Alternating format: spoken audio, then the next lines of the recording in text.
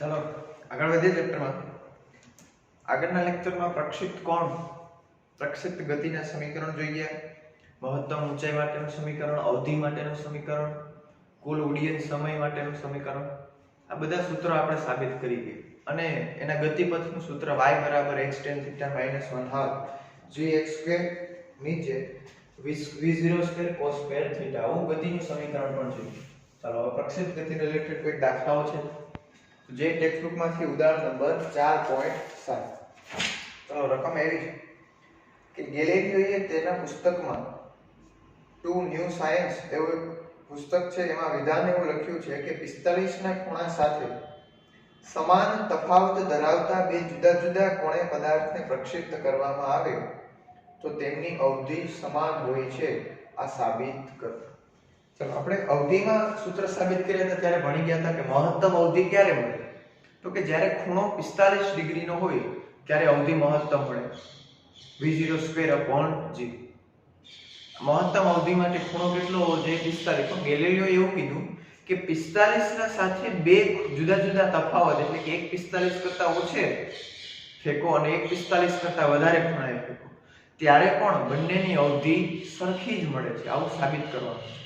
45 કરતા ઓછો મતલબ કે 45 કરતા તમે 10 ડિગ્રી ઓછો ફેંકો મતલબ 30 ના ખૂણે ફેંકો, સોરી 45 કરતા 10 ડિગ્રી ઓછો એટલે 35 ના ખૂણે, તો 45 કરતા 10 વધારે ફેંકવાનો 55. બંને બાજુ ખૂણાનો જે તમે તફાવત લો હોય કેવો લેવાનો છે? સરખો, તો બંનેની અવધિ છે એ સરખી મળે એવું આપણે સાબિત કરવાનું છે. તો પહેલા આપણે સાબિત કરશું અવધિ 45 + θ માટે એ અવધિને આપણે નામ આપશું r1 અને બીજું 45 - θ માટે એની અવધિ છે r2. આપણે સાબિત એવું કરવાનું છે કે r1 અને r2 બંને એક સરખા મળે, r1 અને r2 ના જવાબ એક સરખા મળવા જોઈએ. ચાલો પહેલા તો અવધિનું સૂત્ર યાદ હોવું જોઈએ બધાને. અવધિનું સૂત્ર યાદ હશે બધાને, r = v02 sin 2θ/g. ચાલો આ સૂત્ર પરથી હવે આપણે કિંમત મૂકતા જઈએ. પહેલા r1 માટે તો અવધિ r1 = v02 sin 2. ચાલો ખૂણો કેટલાય ફેંકવાનો છે? 45 છે તો મહત્તમ, પણ પ્લસ θ જેટલા વધારે ખૂણે ફેંકવાનો છે, કારણ કે આપણે બે તફાવત લેવાના છે. પહેલો તફાવત એટલે 45 કરતા પ્લસ θ વધારે અને બીજો તફાવત એટલે 45 કરતા θ ઓછો. બંને વધારે અને ઓછું જે કરીએ એ સરખું જ રાખવાનું છે. તો એક 45 પ્લસ અને બીજો છે 45 માઈનસ. તો r1 માટે આપણે લીધેલું છે 45 + θ/g. ચાલો હવે આમાં કિંમત મૂકી દે. બેનો અંદર ગુણાકાર કરી નાખ્યો તો કે આવું થશે કે v02 sin કૌંસમાં શું થઈ જશે 90 + 2θ/g. 90 + 2θ/g. ચાલો આ 90 એટલે કે વિધેય થયું π/2 અને π/2 90 આવે તો જે વિધેય બદલાઈ જાય, sin હોય તો cos, cos હોય તો sin. તો sin છે એનું શું થઈ જશે? cos. અને 90 પ્લસ એટલે કે બીજું ચરણ, π/2 પ્લસ એટલે કેટલામું ચરણ થાય? બીજું ચરણ. અને બીજા ચરણમાં sin કેવો હોય? પ્લસ. તો અવધિ r1 છે એનું સૂત્ર કંઈક આવું મળશે, v02 cos 2θ/g. ચાલો આ 90 પ્લસ માટે અવધિનું સમીકરણ મળ્યું. ચાલો હવે બીજી અવધિ 90 માઈનસ માટે, 90 - θ માટે, સોરી 45 - θ, મતલબ કે બીજી અવધિ r2 માટે લખું તો r2 = સેમ સૂત્ર, ખાલી θ ની જગ્યાએ 45 + θ કર્યું, એની જગ્યાએ કરવાનું છે 45 - θ. તો v02 sin 2θ એટલે કે 45 - θ / g માટે અવધિ r2 = v02, બેનો અંદર ગુણાકાર એટલે sin 90 - θ. ચાલો 90 માઈનસ 90 એટલે π/2 માઈનસ એટલે પહેલું ચરણ, પહેલા ચરણમાં તો બધા ધન જ છે અને sin નું થઈ જશે cos, માટે r2 મળશે v0 square cos 2 theta upon g. આ મળી ગયો r2. હવે r1 અને r2 ના જવાબ જો. આ છે r1 જેને આપણે કહી દઈએ સમીકરણ નંબર 1 અને આ છે r2 જેને કહી દઈએ સમીકરણ number 2. v0 square cos 2 theta upon g, v0 square cos 2 theta upon g. તો સમીકરણ 1 અને 2 પરથી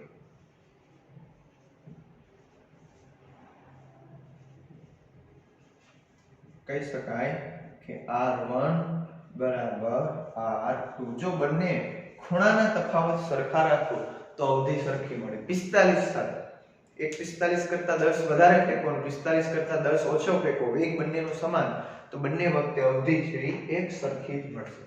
ચલો આ હતું ઉદાહરણ નંબર 4.7. ચલો એના પછી એક એક્ઝામ્પલ છે.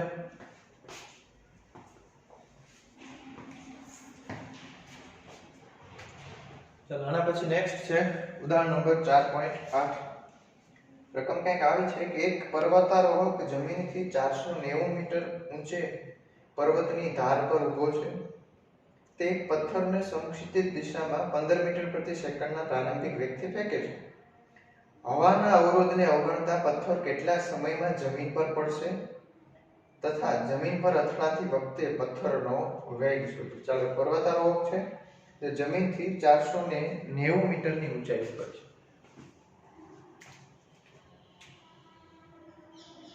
ચાલો આ જમીનની સપાટી, અહીંયાથી માની લો કે આ પર્વતની ઊંચાઈ જે છે એ 490 મીટર છે. અહીંયા કોઈ એક વ્યક્તિ પથ્થરને આવી રીતે સમક્ષિતિજ દિશામાં ફેંકે છે અને આની જે ઊંચાઈ છે એ રકમમાં કીધી છે 490 મીટર. હવે સમક્ષિતિજ દિશામાં પથ્થરને ફેંકે તો તમને ખ્યાલ છે કે એની ઉપર ગુરુત્વાકર્ષણ બળ નીચેની તરફ લાગે એટલે પથ્થર છે એમ સીધે સીધો નથી જવાનો. પથ્થર આવી રીતે કંઈક પરવલય આકારે ગતિ કરી અને જમીન સાથે અથડાશે. ચાલો એને ફેંકેલો કેટલા વેગથી છે? સમક્ષિતિજ દિશામાં એટલે કયો ઘટક થયો? x અક્ષનો ઘટક. આ x અક્ષ અને આ y. તો સમક્ષિતિજ દિશામાં એને ફેંકેલો છે 15 મીટર પ્રતિ સેકન્ડના વેગથી. તો એ કેટલા સમય પછી જમીનને અથડાશે? અને જમીનને અથડાશે ત્યારે એનો વેગ કેટલો હશે? આ બે વસ્તુ આપણે મેળવવાની. ચાલો હવે થાશે એવું, અહીંયા એને ફેંકેલો છે સમક્ષિતિજ દિશામાં 15 મીટર પ્રતિ સેકન્ડથી. હજી t બરાબર 0 સમય જસ્ટ ફેંકેલો છે ત્યારે એનો એક જ ઘટક હશે x દિશામાં. હજી y દિશામાં એને ગતિ કરવાની સ્ટાર્ટ કરી નથી. પછી ધીમે ધીમે y અક્ષમાં ગતિ કરતો આવે.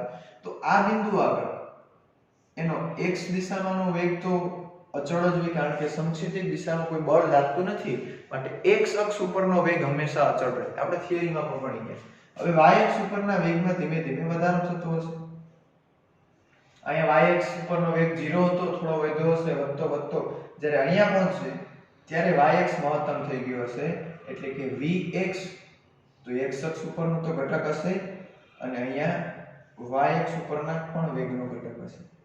અને આપણે આનો જે વેગ મળે અંતિમ વેગ, પરિણામી વેગ, એ વેગ મેળવવાનો છે. ચાલો તો અહીંયા વેગ મેળવવો હોય તો x અક્ષની જરૂર પડશે અને y અક્ષ બંનેના વેગની જરૂર પડશે. x અક્ષનો વેગ તો આપણી પાસે છે, જેટલો પ્રારંભમાં હોય એટલો સમગ્ર ગતિ દરમિયાન x 15 જ હશે. મેળવવાનો છે આપણે y અક્ષ ઉપરનો વેગ અને કેટલા સમયમાં જમીન ઉપર અથડાશે. ચાલો અહીંયાથી એને જસ્ટ હજી ફેંકેલો છે એટલે કે t બરાબર 0 સમય.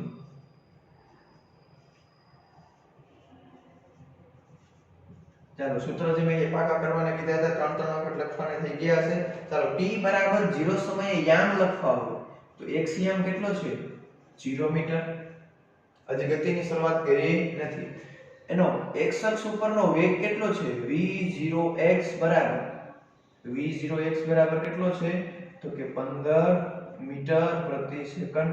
y અક્ષ ઉપરનો વેગ તો કે y અક્ષ ઉપરનો વેગ t બરાબર 0 સમયે કાંઈ પણ હશે નહીં, 0 હશે. ચાલો આ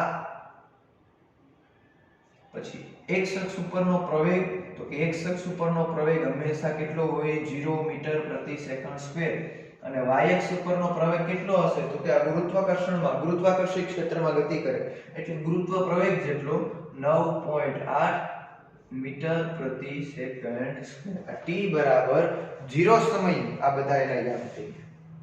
ચાલો હવે t બરાબર 0 સમય આટલું બધું મળી ગયું. હવે માની લો કે પથ્થર ગતિ કરતો કરતો જાય છે t બરાબર t સમય અહીંયા પહોંચ્યો તો હવે અમુક સમય બાદ એટલે કે t બરાબર t સમય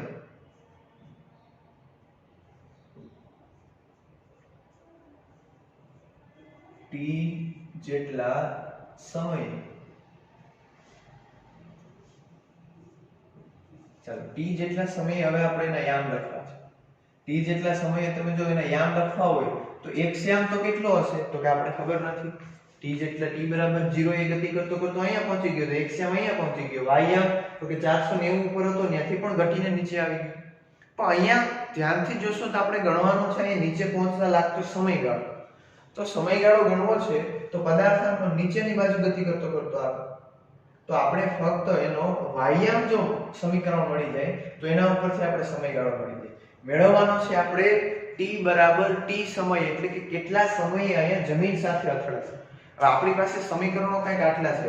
પહેલું સમીકરણ આપણે ભણી ગયા હતા v બરાબર v0 gt. બીજું સૂત્ર r બરાબર r0 v0t 1/2 at². અને ત્રીજું સમીકરણમાં તો સમયગાળો છે જ નહીં v² - v02 બરાબર 2at. આ બે સૂત્ર એવા છે કે જ્યાં સમયગાળો છે અને આપણે સમયગાળો મેળવવાનો છે. ચાલો પણ આપણી પાસે અહીંયા અંતિમ વેગ નથી. અંતિમ વેગ તો આપણે મેળવવાનો છે. પ્રારંભિક વેગ છે 15 મીટર પ્રતિ સેકન્ડ અથવા તો y અક્ષ ઉપરનો પણ પ્રારંભિક વેગ છે કેટલો છે 0. અંતિમ વેગ આપણી પાસે નથી. તો જો તમારે પહેલા સૂત્રનો ઉપયોગ કરી અને સમયગાળો મેળવવો હોય તો તમારે અંતિમ વેગની જરૂર પડે જે આપણી પાસે નથી. બીજા સૂત્રનો ઉપયોગ કરી અને સમયગાળો મેળવવો છે. અહીંયા સમયગાળો છે તો પ્રારંભિક વેગની જરૂર પડે, પ્રારંભિક યામ બિંદુની જરૂર પડે. તો એ બંને આપણી પાસે છે. પ્રારંભિક યામ પણ છે અને પ્રારંભિક વેગ પણ છે. પ્રારંભિક યામ પછી શરૂઆતમાં ગતિની શરૂઆત થાય એટલે y અક્ષ ઉપરના પણ યામ લખી નાખીએ આપણે 0 મીટર. તો આપણે સૂત્રનો ઉપયોગ કરશું. કયું સૂત્ર? આ. પણ ગતિ કઈ અક્ષ ઉપરની જોવાની છે આપણે? સમયગાળો મતલબ કે તળિયે પહોંચવા માટે મતલબ પદાર્થ નીચે આવે છે આ પથ્થર તો y અક્ષ ઉપરની ગતિને ધ્યાનમાં લેવાની છે એટલે આપણે સમીકરણ આ વાપરશું y બરાબર y0 v0yt 1/2 gt² પણ y અક્ષ ઉપર.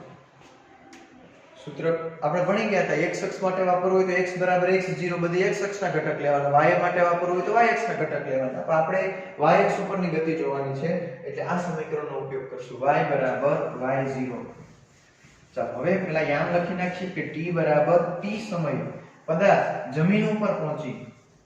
t બરાબર t સમયે પદાર્થ ક્યાં છે તો કે અહીંયા જમીન ઉપર પહોંચી ગયો. જમીન ઉપર પહોંચી ગયો તો એના y યામ કેટલા થઈ ગયા છે તો કે અહીંયાથી ગતિ કરી અને નીચે પહોંચ્યો તો એને કેટલું અંતર કાપ્યું હશે 490 મીટર. તો 490 મીટર પ્રારંભિક યામ તો એનું 0 હતું. ચલો હવે સૂત્ર વાપરીએ. કયું સૂત્ર તો કે y બરાબર y0 v0yt 1/2 gt². કેમ લખ્યું બધાને ખ્યાલ હશે. ચલો y યામ એના કેટલા છે t બરાબર t સમયે તો કે 490 બરાબર પ્રારંભિક યામ y0 તો કે 0 મીટર 0 v0y પ્રારંભિક વેગ એનો y અક્ષ ઉપરનો કેટલો હતો 0 ગુણ્યા આ સમયગાળો t 1/2 g એટલે કે ગુરુત્વ પ્રવેગ 9.8 ગુણ્યા t². શું કર્યું બધાની કિંમત બીજું કાંઈ નથી. ચલો આ 0 0 આખો કેન્સલ થઈ જશે. અહીંયા છેદ ઉડી જશે 4.9 તો વધશે કેટલા 490 બરાબર 4.9 ગુણ્યા t². તો અહીંયા ભાગાકાર કરશો એટલે t² બરાબર આવશે 100 માટે t બરાબર 10 સેકન્ડ.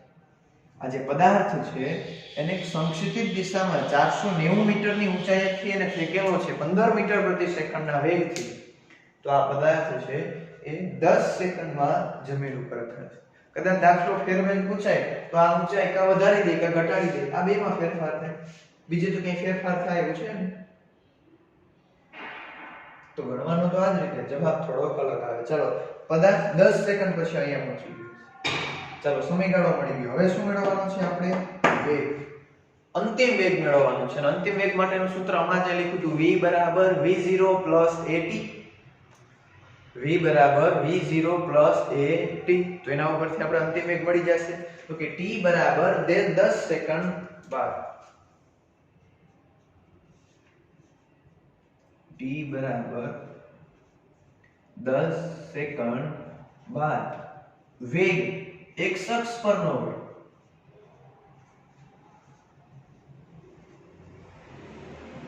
ચાલો x અક્ષ પરનો વેગ કેટલો થશે? vx બરાબર પદાર્થ અહીં જમીન ઉપર પહોંચી ગયો તો x અક્ષ ઉપરનો વેગ કેટલો હશે? ગણવો પડશે કે નહીં ગણવો પડે? ના ગણવો પડે, કારણ કે x અક્ષ પરનો વેગ કેવો હોય? હંમેશા અચળ. જેટલો પ્રારંભિક હોય એટલો છેક સુધી આ સમગ્ર ગતિ દરમિયાન રહે.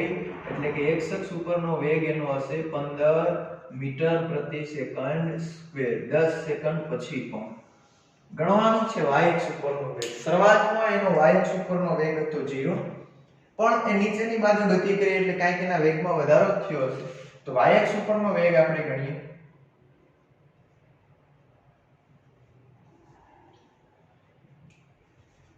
y અક્ષ પર વેગ. ચાલો vy બરાબર v0 પ્લસ at. જે સૂત્ર છે v બરાબર v0 પ્લસ at, એ જ સૂત્ર મેં y અક્ષ માટે vy બરાબર v0y પ્લસ gt. ચાલો આમાં કિંમત મૂકી દઈએ. તો કે vy બરાબર પ્રારંભિક વેગ કેટલો હતો? તો કે 0, v0y 0 મીટર પ્રતિ સેકન્ડ પ્લસ ગુરુત્વ પ્રવેગ 9.8 ગુણ્યા સમયગાળો 10 સેકન્ડ. તો vy બરાબર 98 મીટર પ્રતિ સેકન્ડ. શરૂઆતમાં એનો વેગ 0 હતો, તળિયે પહોંચે ત્યારે એનો વેગ થયો 98 મીટર પ્રતિ સેકન્ડ. ચાલો અહીંયા તળિયે બે વેગ મળી ગયા. x અક્ષ ઉપરનો વેગ હશે 15, y અક્ષ ઉપરનો વેગ હશે 98. તો આપણે પરિણામી અંતિમ વેગ જોતું. પરિણામી વેગ જોતું હોય તો શું કરવાનું? બંને ઘટકોના વર્ગના સરવાળાનું વર્ગમૂળ. તો પરિણામી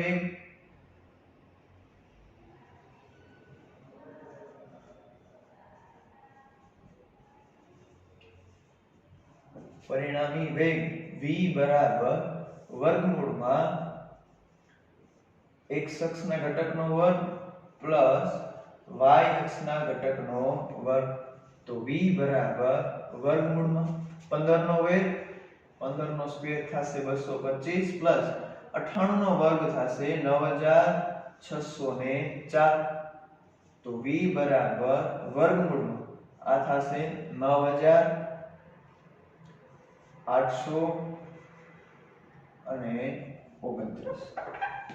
વર્ગમૂળમાં v બરાબર શું થશે? 9829 અને 9829 આનું વર્ગમૂળ આવશે v બરાબર 99 પોઈન્ટ નીચે લખો.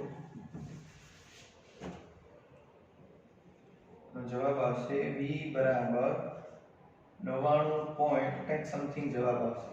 આટલો એનો અંતિમ વેગ છે મીટર પર સેકન્ડ. 99.14. શું કર્યું દાખલામાં? તો કે ફક્ત આપણી પાસે ઊંચાઈ અને સંક્ષિપ્ત દિશામાં બે જ વેગ આપેલા હતા. બે જ વસ્તુ આપેલી હતી, ઊંચાઈ અને સંક્ષિપ્ત દિશામાં વેગ. માંગ્યું શું? તો કે જમીન પર પહોંચવા માટે લાગતો સમય અને જમીન ઉપર પહોંચે ત્યારે એનો પરિણામી વેગ. જો ફક્ત y અક્ષનો વેગ પૂછેલો હોત તો અહીંયા દાખલો પૂરો થઈ જાય. x અક્ષ ઉપરનો વેગ અને y અક્ષનો. પણ આપણે પરિણામી વેગ મેળવવાનો છે એટલે પરિણામી વેગ આવી રીતે મળે, બંને ઘટકોના વર્ગનો સરવાળાનું વર્ગમૂળ. ચાલો શરૂઆત ક્યાંથી કરવાની છે? તો કે ભાઈ અહીંયા t બરાબર 0 સમય છે, તો t બરાબર 0 સમય હજી આને ફક્ત ફેંકેલો છે એટલે સંક્ષિપ્ત દિશામાં વેગ હશે, નીચેની તરફનો કાંઈ વેગ હશે નહીં, હજી જસ્ટ ફેંકેલો છે ત્યારે. t બરાબર 0 સમયે તો x અક્ષ ઉપરનો વેગ 15 y અક્ષ ઉપરનો વેગ 0 અને t બરાબર 0 સમયે તો અહીંયા કેટલા હોય 0 અને 0. પછી પ્રવેગ આ થિયરીમાં આપણે ભણી ગયા તમને લખવા આપેલું હતું પ્રક્ષિપ્ત કરો ત્યારે જે વેગ હોય એ અહીંયા વેગ તો કે આ પ્રક્ષિપ્ત કરો ત્યારનો વેગ x અક્ષ ઉપર પ્રવેગ હંમેશા 0 કારણ કે બળ લાગતું નથી અને y અક્ષ ઉપરનો પ્રવેગ કોના જેટલો તો કે ગુરુત્વ પ્રવેગ 9.8 જેટલો. હવે અમુક સમય પછી પદાર્થ અહીંયા તળિયે પહોંચી ગયો આપણે એનો અંતિમ વેગ અથવા સમયગાળો મેળવવો હોય તો હમણાં મેં સૂત્ર લખેલા હતા. જો તમે પહેલું સૂત્ર વાપરો તો એમાં અંતિમ વેગ ઘટે નથી આપેલા છે. બીજું સૂત્ર વાપરો તો એના ઉપરથી આપણે સમયગાળો મેળવી શકાય. તો r બરાબર r0 v0t જે આપણે ભણી ગયા એના ઉપરથી આ સૂત્ર એમાં કિંમત મૂકી દીધી. t બરાબર t જેટલા સમયે પદાર્થ જમીન ઉપર પહોંચી ગયો એટલે કેટલું અંતર કાપી ગયું y અક્ષ ઉપર આટલું એટલે કેટલું 490 મીટર. પ્રારંભિક યામ 0, પ્રારંભિક વેગ 0, ગુરુત્વ પ્રવેગ 9.8 સાદુરૂપ આપ્યું એટલે જવાબ આવ્યો 10 સેકન્ડ. 10 સેકન્ડની અંદર પદાર્થ તળિયે પહોંચી ગયો છે. હવે મેળવવાનો છે આપણે અંતિમ વેગ. અંતિમ વેગ માટેનું સૂત્ર v બરાબર v0 gt અથવા v બરાબર u gt બે સૂત્ર વાપર્યું છે. જો x અક્ષ ઉપરનો વેગ તો ગણવો પડે સૂત્ર પ્રમાણે નહીં, અચળ તો 15 જેટલો ફેંકેલો હતો એટલો જ છેદ સુધી અચળ. y અક્ષ ઉપરનો વેગ ગણવો પડે તો v બરાબર u gt v0 gt તો સૂત્રમાં કિંમત મૂકી એટલે y અક્ષ ઉપરનો વેગ મળી ગયો. આપણે પરિણામી વેગ જોતો તો ઘટકોના વર્ગના સરવાળાનું વર્ગ. આવી રીતે એનો અંતિમ વેગ પરિણામી વેગ મળી ગયો. આ થયું ઉદાહરણ નંબર 4. ચલો આના પછી નેક્સ્ટ એક્ઝામ્પલ.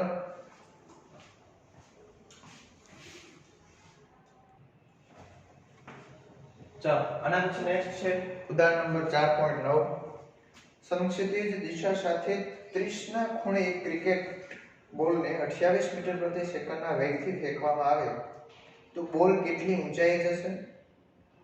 બોલને પાછો આવવા માટે લાગતો કુલ સમય અને ફેંકવામાં આવેલા બિંદુથી બોલ જે તે ઊંચાઈના જે બિંદુ પર પડે છે તે બિંદુના અંતરની ગણતરી કરો. મતલબ આપણે ત્રણ વસ્તુ મેળવવાની છે: મહત્તમ ઊંચાઈ, કુલ ઉડ્ડયન સમય અને અવધિ.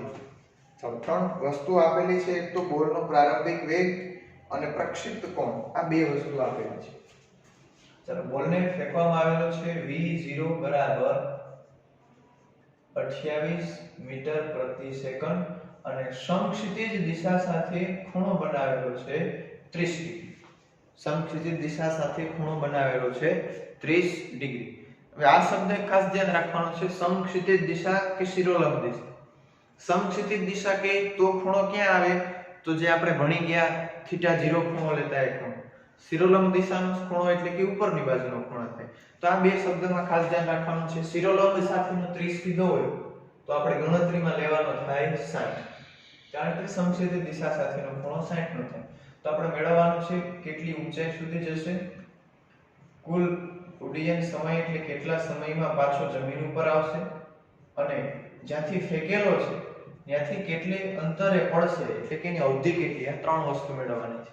હવે આને આકૃતિ દોરવાની જરૂર નથી, કારણ કે સમક્ષિતિજ દિશા અહીંયાથી આમ 30 ના ખૂણે ફેંકેલો હશે એટલે અહીંથી આમ પદાર્થ ગતિ કરશે. આ મહત્તમ ઊંચાઈ અને આ થશે એની અવધિ. ચાલો હવે સીધી સૂત્રમાં કિંમત મૂકીને આપણે સાદુરૂપ આપી દઈએ. તો પહેલા મેળવવાની છે ઊંચાઈ. તો ઊંચાઈ માટેનું સૂત્ર h બરાબર v0 square sin square theta upon 2g. આ ઊંચાઈનું સૂત્ર v0 square sin square theta upon 2g. અહીં થીટા 0 લ્યો તો અહીંયા થીટા 0 લખવાનું, આપણે જે થિયરીમાં ભણી ગયા હતા એ પ્રમાણે. તો h બરાબર પ્રારંભિક વેગ કેટલો છે? તો 28. તો અહીંયા થશે 28 નો વર્ગ ગુણ્યા sin સ્ક્વેર ખૂણો કેટલાનો છે? તો કે 30 નો, અને નીચે 2 ગુણ્યા ગુરુત્વ પ્રવેગ g કઈ કીધું નથી એટલે આપણે લેશું 9.8. ચાલો આને સાદુરૂપ આપવાનું છે માટે h બરાબર 28 નો વર્ગ ગુણ્યા sin 30 એટલે 1/2 એટલે કે 0.5 એનો વર્ગ છેદમાં 9.8 ગુણ્યા 2 એટલે કે થશે 19.6 અને આનું સાદુરૂપ આપશો એટલે જવાબ આવશે 10 મીટર. તો આ બોલ છે એને 30 ના ખૂણે 28 મીટર પ્રતિ સેકન્ડના વેગથી ફેંકેલો છે તો જવાબ આવે છે 10 મીટર. દાખલો ફેરવીને પૂછાય તો ખૂણો બદલે અને વેગ બદલે, બીજું તો કઈ રકમમાં આપેલું નથી. એમ પૂછાય કે 30 મીટર પ્રતિ સેકન્ડના વેગથી 40 ના ખૂણે ફેંકવામાં આવે તો અહીંયા 30 અને અહીંયા 40 તો જવાબ મોટો આવશે. આ મળી ગઈ આપણને મહત્તમ ઊંચાઈ. ચલો હવે મેળવવાનું છે કુલ ઉડ્ડયન સમય TF.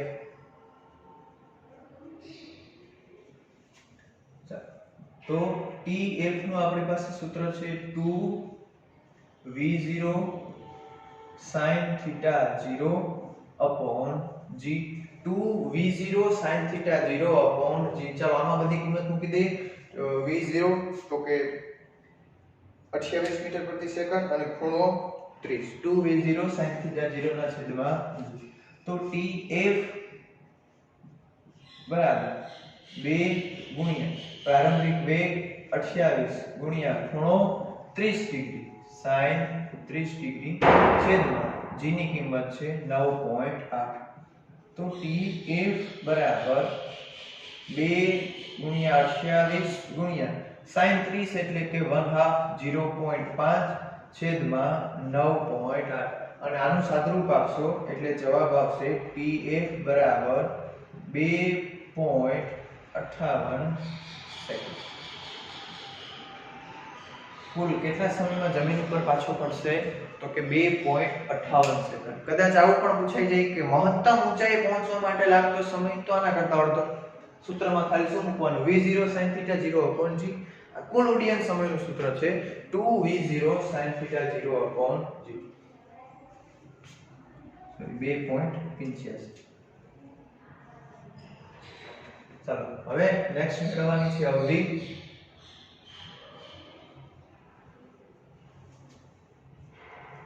અવધિ r નું સૂત્ર છે v0 square sin 2θ upon g.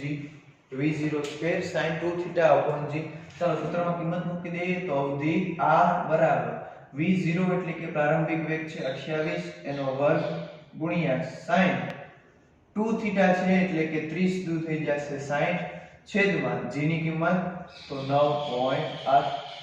તો r બરાબર 28 નો વર્ગ ગુણ્યા sin 60 એટલે કે √3/2 એટલે √3 એટલે કે 1.73 છેદમાં 9.8 ગુણ્યા 2 અને આનું સાદુરૂપ આપશો 28 નો વર્ગ ગુણ્યા 1.73 ભાગ્યા 2 ભાગ્યા 9.8 એટલે આનો જવાબ આવશે 69.2 મીટર. આ મળી ગઈ અવધિ. મતલબ કે આ બોલ છે ક્રિકેટનો બોલ એને 30 ના ખૂણે 28 મીટર પ્રતિ સેકન્ડના વેગથી ફેંકેલો છે તો એ ઊંચો કેટલો જશે 10 મીટર. જ્યાંથી ફેંકો છે ત્યાંથી કેટલો દૂર પડશે તો કે 69.2 મીટર અને ફેંકા પછી કેટલા સમયે જમીન સાથે અથડાશે તો એ જવાબ છે 2.85 સેકન્ડ. ચાલો આ તો આપણે ઉદાહરણ નંબર 4.9. ચાલો આના પછી નેક્સ્ટ એક્ઝામ્પલ.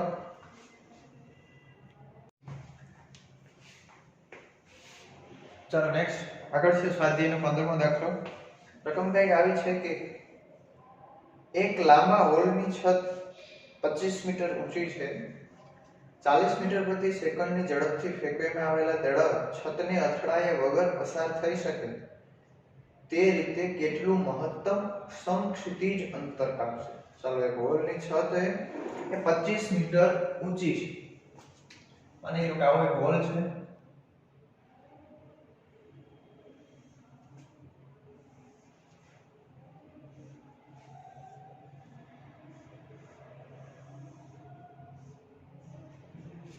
અહીંયાથી કોઈ એક પદાર્થને આવી રીતે ફેંકવાનો છે v0 જેટલા વેગથી. તો આપણે ખ્યાલ છે પદાર્થ છે પ્રક્ષિપ્ત ગતિ કરશે. સમક્ષિતિજ સાથે અમુક ખૂણે ફેંકેલો છે θ 0 જેટલા ખૂણે. હવે થાશે એવું કે આ જે દીવાલની છત છે એ 25 મીટર ઊંચી છે અને ઊંચાઈ કેટલી છે 25 મીટર. તો અહીંયાથી જે બોલ ફેંકેલો છે એ અહીંયાથી આવી રીતે ગતિ કરે પણ દીવાલને અથડાતો નથી એકદમ નજીકથી પસાર થઈ અને પાછો નીચે પડ્યો અને ધારો કે અહીંયા સુધી પહોંચ્યો, તો આપણે મેળવવાનું છે કે કેટલો દૂર પડશે, એટલે કે એની અવધિ કેટલી હશે. દીવાલની ઊંચાઈ એ જ આપણે રકમ આપી દીધી છે, મતલબ કે આ બોલ કેટલો ઊંચો જશે એ રકમમાં આપી દીધી છે, ઊંચાઈ h. તો જે રકમમાં આપેલું છે લખીએ. તો ઊંચાઈ h આપી દીધી છે કેટલી, 25 મીટર પ્રતિ સેકન્ડ. એને ફેંકવામાં આવેલો છે જે વેગ છે v0 પ્રારંભિક વેગ, એને ફેંકવામાં આવેલો છે 40 મીટર પ્રતિ સેકન્ડના વેગથી. ગુરુત્વ પ્રવેગ g કેટલો લાગતો હશે, તો કે 9.8, અને મેળવવાની છે અવધિ r બરાબર કેટલો. ચાલો વેગ ઓકે 40 આપેલું છે. ચાલો અવધિ મેળવવાની છે, બાકી બીજું બધું આપેલું છે. અવધિનું સૂત્ર લખીએ તો અવધિનું સૂત્ર તો કંઈક આવું છે, r બરાબર v0 square sin 2θ0 upon g. ચાલો v0 સ્ક્વેર છે 40, ગુરુત્વ પ્રવેગ g 9.8 મીટર પ્રતિ સેકન્ડ સ્ક્વેર. ઘટે આપણી પાસે θ0. જો θ0 મળી જાય અને θ0 ની કિંમત આમાં મૂકી દઈએ તો આપણે અવધિ મળી જાય અને આપી દઈએ સમીકરણ નંબર 1. અવધિ મેળવવી પણ ઘટે કોણ, ખૂણો θ. θ ક્યાંથી મેળવવું? તો આપણે સૂત્ર ભણી ગયા કુલ ઉડ્ડયન સમયનું, મહત્તમ ઊંચાઈનું અને અવધિનું, ત્રણેયમાં ખૂણો તો આવે જ છે sin θ. તો ઊંચાઈ આપેલી છે, ઊંચાઈના સૂત્ર ઉપરથી આપણે ખૂણો મળી જાય. ઊંચાઈનું સૂત્ર એટલે કે u સ્ક્વેર upon 2g ઉપરથી v0 square sin square θ0 upon g, એના ઉપરથી θ0 મળી જાય. તો આપણે ઊંચાઈના સૂત્રનો ઉપયોગ કરીએ. ઊંચાઈનું સૂત્ર છે h બરાબર v0 square sin square θ0 upon 2g. ચાલો આમાં ઊંચાઈ h આપેલી છે 25, v0 40 આપેલો છે, ગુરુત્વ પ્રવેગ g 9.8, મતલબ બધું આપેલું છે એટલે આપણે ખૂણો મળી જશે. ચાલો ખૂણો મેળવી નાખીએ. તો ઊંચાઈ h આપેલી છે 25 મીટર બરાબર v0 સ્ક્વેર એટલે કે વેગ આપેલો છે 40, એટલે કે 40 નો વર્ગ ગુણ્યા sin સ્ક્વેર θ0 છેદમાં 2 ગુણ્યા 9.8. ચાલો જેની કિંમત કેટલી લેવાની કીધી છે 9.8. ચાલો આનું સાદુરૂપ આપીએ કે 25 દુ 50 ગુણ્યા 9.8, 50 ગુણ્યા 9.8 છેદમાં 40 નો વર્ગ થશે 1600 બરાબર sin સ્ક્વેર θ0.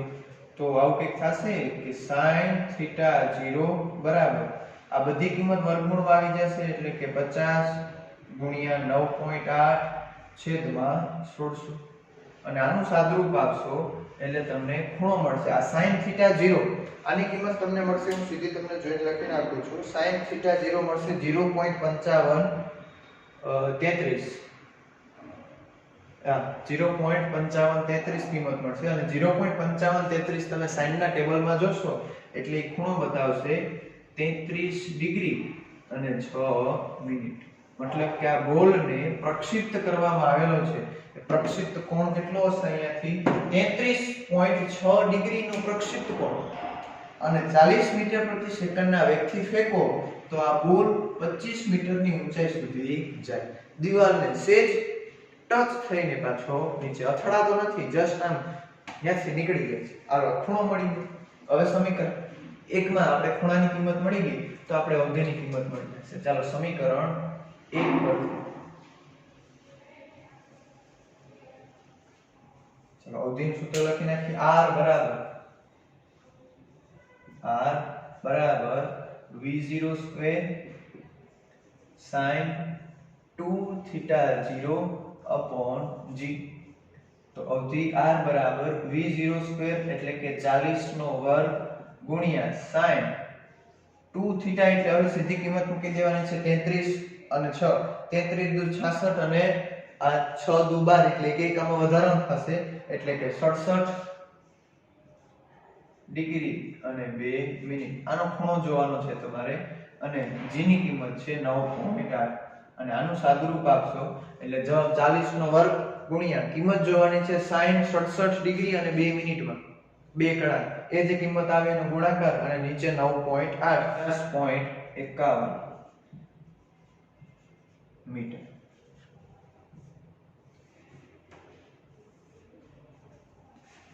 આ દાખલો ટૂંકમાં આના જેવો જ છે. પ્રક્ષિપ્ત કોણ આપી દીધો હોય, પ્રારંભિક વેગ આપી દીધો હોય તો એમ પૂછે કે ઊંચાઈ અને અવધિ કેટલી.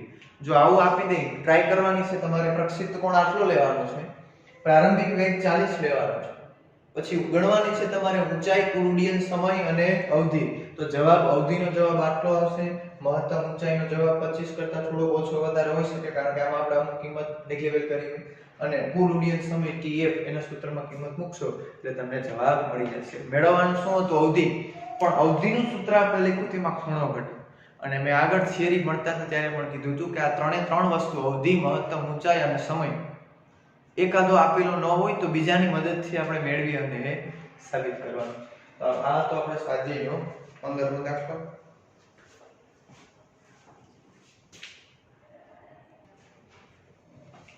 ચાલો નેક્સ્ટ સ્વાધ્યાયનો દાખલા નંબર 16.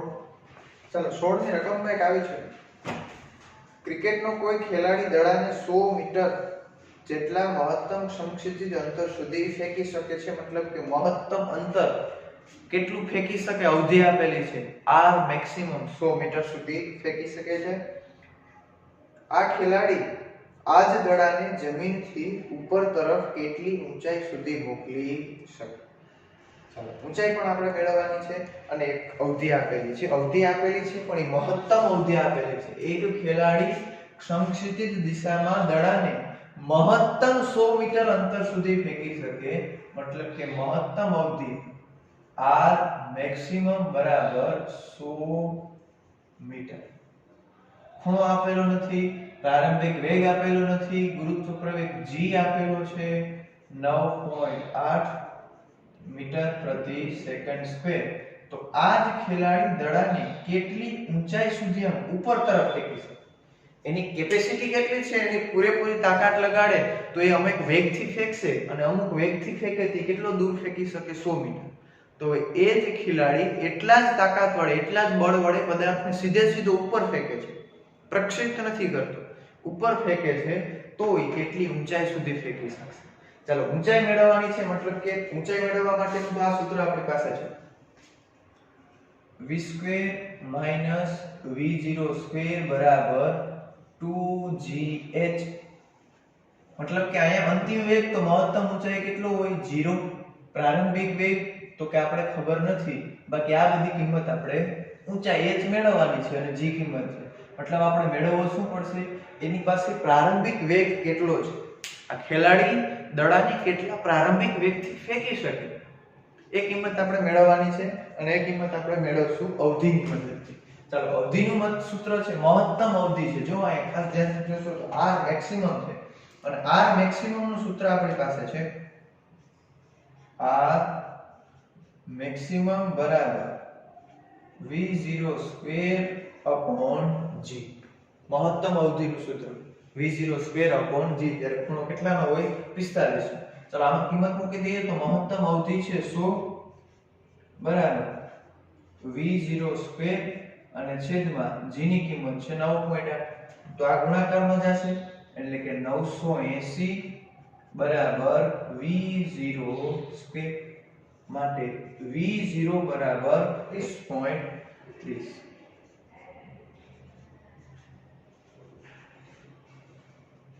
ચલો આ જે ખેલાડી છે એ બોલને કેટલો વેગ આપી શકે? પ્રારંભિક વેગ તો કે આટલો 31.30 મીટર પ્રતિ સેકન્ડ. તો બસ હવે આપણે મહત્તમ ઊંચાઈ મેળવવાની છે. તો મહત્તમ ઊંચાઈ માટે સૂત્ર વાપરીએ v² v0² બરાબર 2gh. v² v0² બરાબર 2gh. મહત્તમ ઊંચાઈ તેનો વેગ કેટલો હોય? અંતિમ વેગ 0 માઈનસ પ્રારંભિક વેગ એને કેટલા વેગથી ફેંકી શકે? 31.30 એનો વર્ગ બરાબર 2 ગુણ્યા બોલ ઉપર જાય અને ઉપર જતો હોય એટલે કે -9.8 અને ઊંચાઈ આપણે મેળવવાની છે h. તો અહીં શું થશે? -31.30 એનો વર્ગ બરાબર અહીંયા થશે -19.6 ગુણ્યા h, બંને બાજુથી માઈનસ માઈનસ કેન્સલ એટલે ઊંચાઈ h નો જવાબ મળશે. ઓકે ચાલો, ઊંચાઈ h કેટલી મળશે તો કે 31.30 નો વર્ગ. 31.30 નો વર્ગ તો કેટલો થશે 980 છેદમાં 19.6 અને આ ઊંચાઈનો જવાબ મળશે h બરાબર 30 મીટર. આ ખેલાડી જો ઉપર શિરોલંબ દિશામાં બોલને ફેંકે તો એની મહત્તમ ઊંચાઈ મળશે 30 મીટર. આ થયો સ્વાધ્યાયનો દાખલા નંબર 16. ચાલો આના પછી નેક્સ્ટ એક્ઝામ્પલ.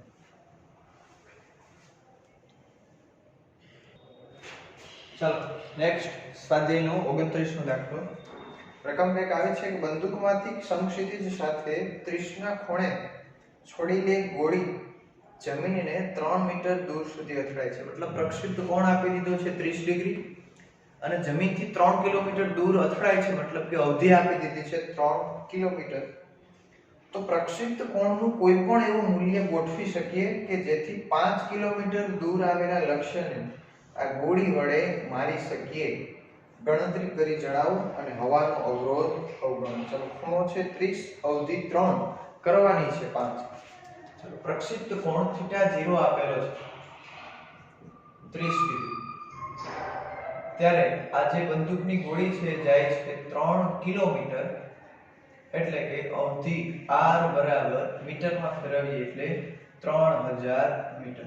તો પ્રશ્ન એવો પૂછેલો છે કે શું ખૂણાનું કોઈ પણ એવું મૂલ્ય ગોતી અને r મેક્સિમમ 5000 થઈ શકે. મહત્તમ અવધિ ખૂણો 30 નો જ રાખવાનો છે, ખૂણામાં ફેરફાર કરવાનો છે. વેગ જે મળે એ વેગમાં ફેરફાર કરવાનો છે નહીં. અને વેગ પણ આપેલો નથી, છતાં પણ આપણે અવધિ 5000 મીટરે પહોંચાડવાની છે. માની લો કે આ પદાર્થને એક્ઝામ્પલ ફોર 40 મીટર પ્રતિ સેકન્ડના વેગથી ગોળીને છોડી હોય, અથવા તો પદાર્થ પ્રક્ષેપ કરેલો છે અને પદાર્થ છે એ દૂર પડે છે 3000 મીટર. તો વેગ 40 જ રાખવાનો છે. ખૂણો એવો કઈ સેટ થશે કેટલાનો કે જેથી કરીને અવધિ 5000 સુધી પહોંચી શકે. તો ગણતરી કરવાની છે 5000 થશે કે નહીં. r મેક્સિમમ આપણે પહોંચાડવાનું છે. તો આપણે કરવાનું શું છે, જે અવધિ છે r એ બનાવવાની કેટલી છે r મેક્સિમમ. r બરાબર r મેક્સિમમ. ચાલો આપણે અવધિ છે r મેક્સિમમ જેટલી બનાવવાની છે. તો આપણી પાસે અવધિ તો છે 3000 મીટર, પણ r મેક્સિમમ નું સૂત્ર શું થશે તો કે r મેક્સિમમ બરાબર v0² g અને આપી દે સમીકરણ નંબર 1. ચલો હવે આપણે અવધિનું સૂત્ર લખીએ તો અવધિ r બરાબર v0² sin 2θ0 g. ચાલો આ આપણી પાસે અવધિનું સૂત્ર છે. આમાં હવે આપણે r મેક્સિમમ ગમે કરીને r મેક્સિમમ લાવવાનું છે. તો આપણે ખબર છે કે r મેક્સિમમ એટલે શું થાય તો કે v0² g, અને આમ લખી શકાય કે r બરાબર r મેક્સિમમ ગુણ્યા આ sin 2θ0. આ ગુણાકારમાં છે, સામેની બાજુ જાય તો ભાગાકારમાં. r મેક્સિમમ બરાબર r ના છેદમાં sin 2θ0. તો r મેક્સિમમ બરાબર અવધિ કેટલી છે 3000. ક્યારે તો કે ખૂણો 30 નો છે, તો sin 30 ગુણ્યા 2 એટલે કે sin 60 ડિગ્રી. sin 60 એટલે કે √3/2. તો આવું કંઈક થશે 3000 છેદમાં sin 60 એટલે કે √3/2. છેદનો છેદ અંશમાં જાય એટલે કે 3000 ગુણ્યા 2 એટલે કે 6000 અને √3 એટલે કે 1.73. સીધું લખું છું 6000 ભાગ્યા 1.73 અને 6000 ભાગ્યા 1.73 ભાગાકાર કરવાનો છે. 6000 ભાગ્યા 1.73 તો r મેક્સિમમ નો જવાબ આવશે 3464.2 મીટર. એનો મતલબ એવો થયો કે પદાર્થ વેગ અચળ છે, ખૂણો કદાચ તમે બનાવીને કેટલું ગમે એવો ફેરફાર કરો ખૂણામાં, તો મહત્તમમાં મહત્તમ ખૂણાની કિંમત એટલી મળશે કે જ્યારે અવધિ કંઈક આટલી હશે 3464.2 મીટર. જેમ મેં પહેલા કીધું તેમ માની લ્યો કે અહીંયાથી જે ગોળી છૂટેલી છે એને વધારે, ગોળીનો વેગ તો વધારે હોય પણ આપણે સમજવા ખાતર માની લ્યો કે એક પદાર્થ છે એને 40 મીટર પ્રતિ સેકન્ડના વેગથી ફેંકેલો છે. એનો પ્રારંભિક વેગ કેટલો છે તો કે v0 બરાબર 40 મીટર પ્રતિ સેકન્ડ. એનો ખૂણો θ0 છે 30 ડિગ્રી. ત્યારે અવધિ મળે છે 3 કિલોમીટર. આ જે સેમ એક્ઝામ્પલ છે. હવે આમાં આપણે કંઈ ફેરફાર નથી કરવાનો, આ અચળ જ રાખવાનું છે. પણ એ જે ગોળી છે એના જે પ્રક્ષિપ્ત કોણ છે એ ખૂણા બદલાવતા જવાના છે. તો તમને મહત્તમમાં મહત્તમ તમે 0 થી લઈને 90 સુધી પહોંચો તો મહત્તમમાં મહત્તમ ગોળી આટલે સુધી પહોંચેલી હશે 3464.2 મીટર. કેટલા વેગે? 40. આનાથી વધારે દૂર ગોળી જશે નહીં. આપણે તો એને પૂછેલું કેટલું છે 5000. તો ના, 5000 સુધી શક્ય નથી, કારણ કે આ ગોળીની મહત્તમ અવધિ કેટલી હશે? 3464.2 મીટર. માટે આ બંદૂકની ગોળી વડે 5 કિલોમીટરનું લક્ષ્ય મારી શકાશે. આ છે સ્વાધ્યાયનો દાખલા નંબર 29. ચાલો હજી આ બધા દાખલા વ્યવસ્થિત રીતે લખી નાખજો, સમજીને સૂત્ર વ્યવસ્થિત ક્લિયર રાખજો. હજી આપણે સ્વાધ્યાયના કંઈક દાખલા છે દાખલા લેશું, પછી નીટમાં ને જે ગુજકેટમાં પૂછાઈ ગયેલા છે એવા કંઈક દાખલા લેશું, પછી નવા ટોપિક ઉપર આગળ જશું. ચાલો આજના લેક્ચર માટે આટલું. હવે નેક્સ્ટ લેક્ચર